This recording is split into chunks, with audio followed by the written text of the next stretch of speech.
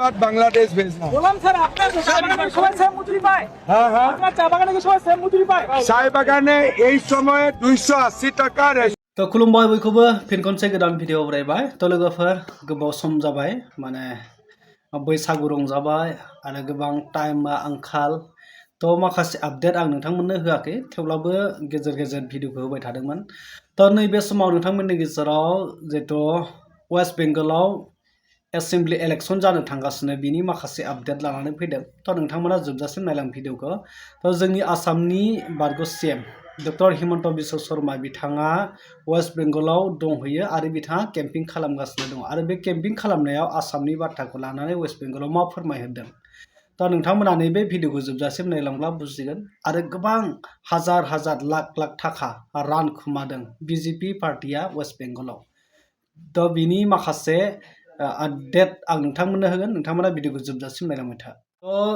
बयबो मिथिखागौ वेस्ट बेंगल जायखौ सोनाब बंग होननानै बुङो सोनाब बांगाल तो बेवहाय तृणमूल कांग्रेसनि सीएम ममता बेनार्जी जाय वेस्ट बेंगलनि सीएम ममता बेनार्जी बिथाङा 15 इयार्स माने 15 बोसोर बिथाङा सासन खालामबाय सीएम महरै तो 2011 निफ्राय लानानै 2021 सिम आरो 21 निफ्राय दा 26 आवबो बिथाङा इलेक्शनखौ जरदारै गेलेदों तो बेहाय जितु वेस्ट बेंगलाव मोनसे ढौ जाबाय थादों जेरै आसामाव जानानै थांखांबाय तो बिजेपि गभर्नमेन्ट लाबोनायनि ओरैबायदि माने नारा नाथा जुजिगासिनो दं आरो बेवहाय जोंनि आसामनि सीएम जाय डक्टर हिमन्त बिश्व शर्मा मामा बिथाङाबो थांनानै केम्पिं खालामहैगासिनो दङ दा बेवहाय मा बाथ्रा फोरमायदों आरो थाखा राननायनि जितु भिडिअ क्लिप भाइराल जाबाय बिजेपि पार्टिया हरनि समाव थाखा रानहैदोंमोन तो बेखौ नोंथांमोना नैबे भिडिअ क्लिपनि गेजेरजों नायग्रो বাদ বাংলাদেশ भेजना বললাম স্যার আপনার চা বাগানে সবাই সেম মজুরি পায়। হ্যাঁ হ্যাঁ আপনার চা বাগানে কি সবাই সেম মজুরি পায়? চাय বাগানে এই সময়ে 280 টাকা রেশনের সাথে এই মুহূর্তে 280 টাকা পায় রেশনের সঙ্গে 20% प्रोविडेंट फंड युवाओं को कितना देते हैं युवाओं को? युवाओं को जो ग्रेजुएशन पास करते हैं उनको 2500 रुपये और सर यहाँ पे एक के बाद और कॉलेज जाने के लिए 2500 रुपया युवाओं को हर महीना और गर्ल्स को 2500 रुपया हर महीना। यहाँ के टीएमसी के नेता लोग बोलते हैं कि वहाँ कोई कुछ नहीं मिलता है। धुबरी में देख के आओ ना, यार तो नजदीक है। धुबरी में बीएन कॉलेज है, जाके खाली पूछ के आने से हो गया। चाय बागान में मैं बता देता, चाय बागान में 280 रुपया का तनख्वाह होते हैं।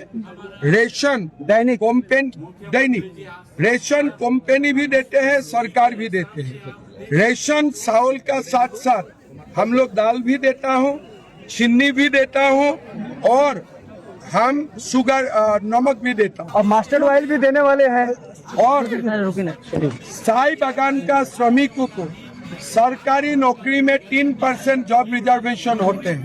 শ্রমিকদের পাট্টা দিয়েছেন জমি जमीर पट्टा क्लियर और पट्टा संगे संगे PMY घर। सर बंगाल में सत्ता में आते हैं तो श्रमिकों के लिए क्या करेंगे सर? जमीन का पट्टा का साथ साथ प्रधानमंत्री आवास योजना का घर और जमीन एक बार मिलने के बाद उनका बेटा बेटी को ट्रांसफर होते रहते हैं, कोई मना नहीं।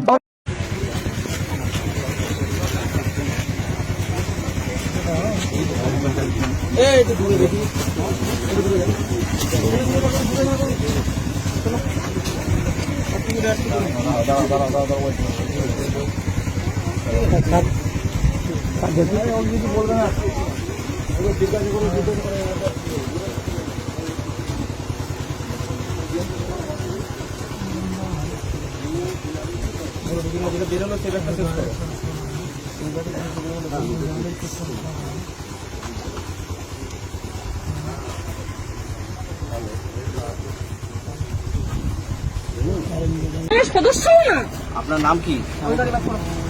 শ্যামল সরকার। আপনি কার কাছ থেকে টাকাটা পেয়েছেন? চিনি না, নাম জানি না। কেউ একজন লোক তো। আচ্ছা, কি নাম ওনার? নাম জানি না। ওনার তো নাম তো বলছেন কিশোর নাথ। আমরা চিনি না, দেখিও নি কোনোদিন। ওই টাকাটা কত টাকা পেয়েছেন আপনি? 5000। টাকাটা কোথায়? এই বিবেশদার কাছে, এইখানে বিবেশদার কাছে।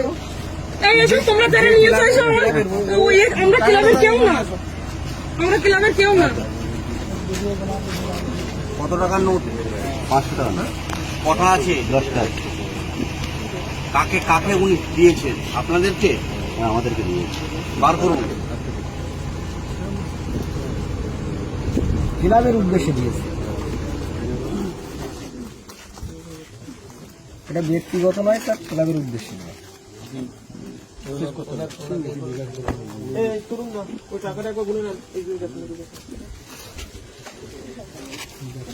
গাড়িটা ঘুরে নিতে বললাম, গাড়িটা ব্যাক করো, নিয়ে যাও নিয়ে যাও নিয়ে যাও, এই টাকাটা দিয়েছিলেন? আরে নিয়ে যাও ব্যাক করো, চলো গাড়ি ব্যাক করো। ঠিক আছে, কত আছে কোনো বলুন করো।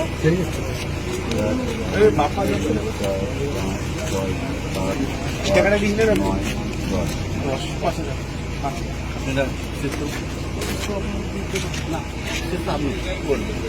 थारैनो नोंथांमोना नुबाय बुजिबाय सीएम मामा बारग' सीएम दाथ' जेनेबा सीएमथ' नंथ'ना नालाय गभर्नमेन्टथ' गैथ'आ आसामाव जेब्ला 4 तारिख मेनि उनावसो सोर गभर्नमेन्ट फैयो बेखौ डाइरेक्ट बुंथ'नो हाला आरो थेवब्लाबो एक्स सीएम दा बिथाङा वेस्ट बेंगलाव थांनानै माने पुरा बीजेपी गभर्नमेन्ट लाबोनो थाखाय जरदार खालामदों बेहाय मोदीयाबो फैगासिनो दङ तो नोंथांमोना सानैसो क्लिप नुदोंमोन नरेन्द्र मोदीया मोनसे झालमुरि फानग्रा दखानाव झालमुरि 10 टाकानि बायना जानाय दा बेखौ लानानै ममता बेनार्जीया माखासे तक्कर बाथ्रा फोरमायदोंमोन दा बेहाय ममता बेनार्जी बिथाङा ओरैबायदि बाथ्रा बुंखादों जे जोङो लकसभायाव जे फेजेनबाय वेस्ट बेंगलनिफ्राय आरो एबार वेस्ट बेंगलनिफ्राय दिल्लीखौ टाक्कर खालामगोन जोङो दा बेफोरबायदि माने गोबां बाथ्रा बुंनानै जेतु इलेक्शन बे इलेक्शनखौ बिथांमोना जरदार खालामगासिनो दङ नाथाय सीएम मामाया जिबायदि जोंनि आसामनि जे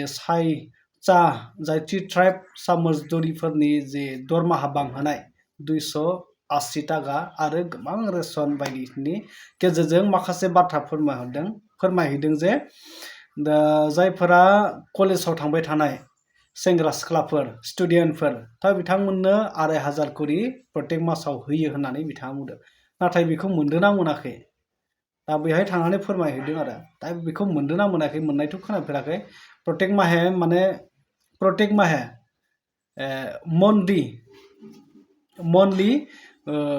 2500 टाका दा बेफोरबायदि होयो होननानै वेस्ट बेंगलाव थांनानै बिथाङा फोरमायहैदों आरो दा बेफोरबायदि दा बिथांमोना ओरैबायदि जरदार खालामदों वेस्ट बेंगलावबो थांनानै माने थाखा लुफावनानै बीजेपी गभर्नमेन्ट लाबोनो नागिरदों आरो ओरैबायदि थाखा लुफावनो नागिरदों थाखा थफ्ला रानदों बिराद थाखा रानदों वेस्ट बेंगलावबो बीजेपी पार्टिया माने गभर्नमेन्ट दानो थाखाय दा हायाखै आरो 2011 निफ्राय लानानै 2021 दा नैबे 26 नि गेजेरावबो दा तृणमूल कंग्रेसआ ओरैबायदि जरदार माने जुजिगासिनो दङ जाय ममता बेनार्जीनि गभर्नमेन्ट जे सलायखांनाय बे 15 बोसोर गभर्नमेन्ट जाबाय दा बे 15 बोसोरनि गेजेराव आरो फिन नैबे 26आव मा जायो बेखौ नोंथांमोना मिथिगोन तो आसामनियाथ' फैगासिनो दङ 4 तारिख मेयावनो रिजाल्टआ तो जिखिनि बाथ्रा बुंहैदों आसामनि सीएम मामाया बे बेसेबां सैथो बेसेबां थार नोंथांमोना नैबे बाथ्राखौ एसे आन्दाज खालामना नायदो जायफोर स्टुडेन्टफोरनो मनलि माने 2500 टाका